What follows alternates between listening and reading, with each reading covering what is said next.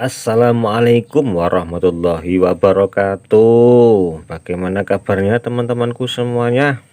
Salam kopi inspirasi 81 ya teman-teman.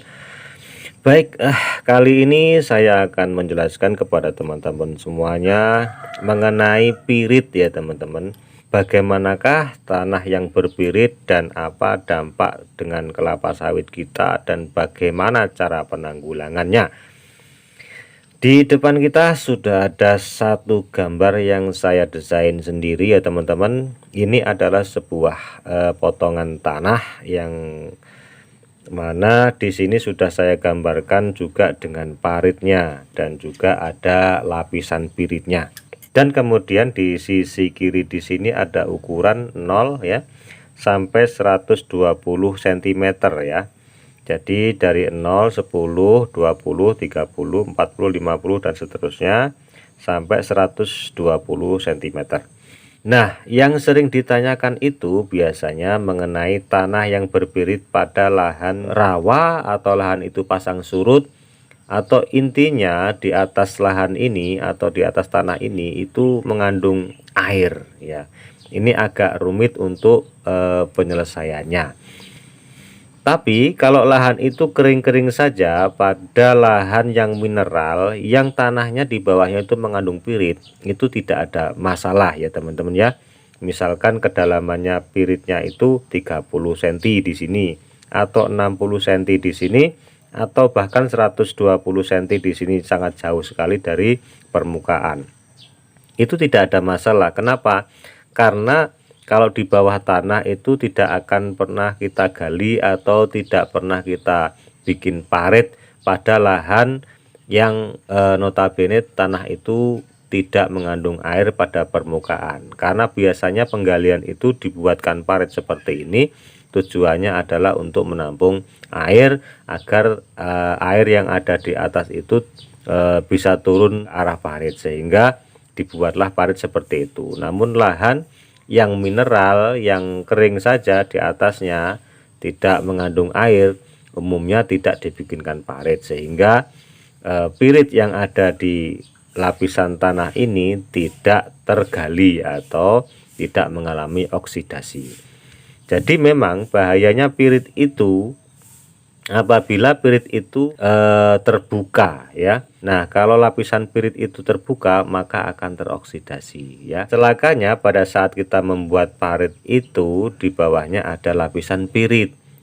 Nah, apalagi lapisan pirit itu terlalu dekat dengan permukaan, hanya 30 cm sudah terdapat lapisan pirit. Intinya kalau pirit itu tidak terbuka, masih dalam tanah, dia masih aman. Tetapi tanah yang mengandung pirit di sekitarnya itu akan asam. Jadi semakin dangkal ya, semakin dangkal lapisan pirit itu dengan permukaan, tanah itu akan menjadi lebih asam dari biasanya. Nah, umumnya pada tanah yang berair di atasnya ya, misalkan rawa atau pasang surut, yang jelas tanah di area yang tergenang air, itu mau tidak mau akan dibikinkan parit ya. Kenapa? Karena supaya air genangan itu turun alias tidak menggenangi lagi area di atas lahan tersebut.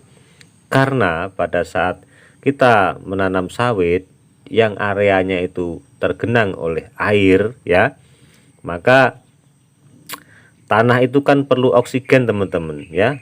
Di tanah itu perlu oksigen untuk bakteri pengurai itu lebih bisa leluasa untuk sebagai pengurai, dan juga akar itu juga perlu oksigen teman-teman untuk menyerap unsur hara. Jadi kalau tanahnya itu tergenang air dan akar juga tergenang air, maka sudah dipastikan teman-teman itu tidak akan bisa baik sawitnya. Itu lama-lama akan sawitnya akan mengering dan kemudian akan mati. Bagaimana cara penanganannya, pembuatan paritnya? Di perusahaan itu cara menggalinya itu ya, digali pakai ekskavator itu ya, kemudian ditimbunkan ke yang dibuat untuk jalan, bukan ditimbunkan ke arah yang mau ditanami. Nah, ini yang perlu diperhatikan buat teman-teman. Jadi digali kemudian ditimbunkan ke bagian jalan. bukan ditimbunkan ke bagian yang mau ditanami. Kenapa? Kalau kalau kita gali kemudian mengandung pirit, kita arahkan ke bagian jalan tidak bakalan ditanami. Tapi kalau kita arahkan ke bagian lahan yang akan ditanami, maka lahan itu akan menjadi asam. Kenapa? Karena tanah ini ya kita arahkan ke atas, kalau mengandung pirit maka piritnya akan teroksidasi. Nah, itu yang berbahaya teman-teman ya.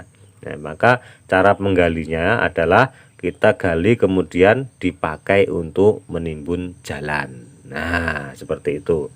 Yang kedua, sesudah menjadi parit seperti ini, maka usahakan air itu tetap akan menutupi lapisan pirit ini. Nah, ini yang susah teman-teman ya. Di lahan berpirit ini yang susah yang seperti ini. Jangan sampai pirit itu dalam keadaan terbuka ya.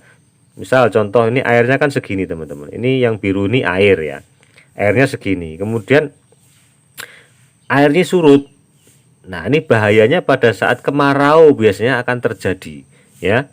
Air ini akan surut ke bawah sampai di bawah lapisan pirit. Nah, pirit yang ada di atas ini akan teroksidasi semua teman-teman, akan terbuka.